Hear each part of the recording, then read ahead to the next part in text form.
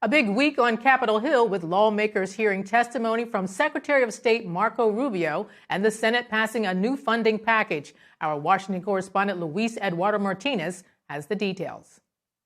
Another busy week in Congress with Secretary of State Marco Rubio making the trip to Capitol Hill to testify before the Senate Foreign Affairs Committee on Operation Absolute Resolve, which led to the capture of Nicolás Maduro in Venezuela. I want to be clear, and I'll share with you what I've shared publicly.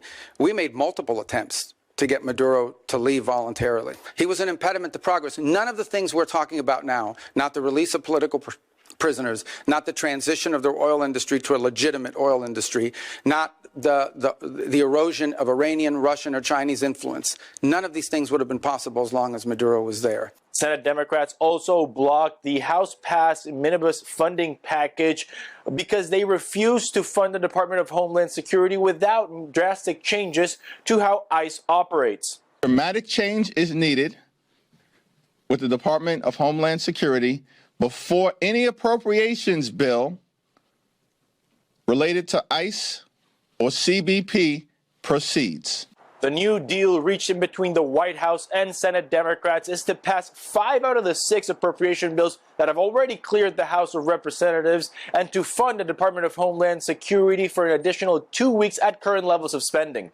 If Republicans are serious about the very reasonable demands Democrats have put forward on ICE, then there is no good reason we can't come together very quickly to produce legislation. The new funding package would need to be approved by the House of Representatives, which is in recess until early next week. And House Democrats have already threatened to hold funding for the Department of Homeland Security past the 2-week continuing resolution. We have to deal with the issue of reining ICE and the Department of Homeland Security in with the fierce urgency of now.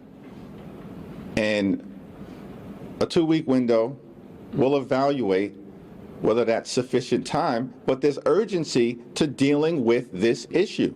Senator Lindsey Graham held up the vote in the Senate, demanding guarantees on a vote to criminalize the conduct of state and local officials who run sanctuary cities in violation of federal law. State and local officials openly defying federal law that's been on the books for decades, incentivizing more illegal immigration, massive taxpayer ripoff, and a breakdown of law and order.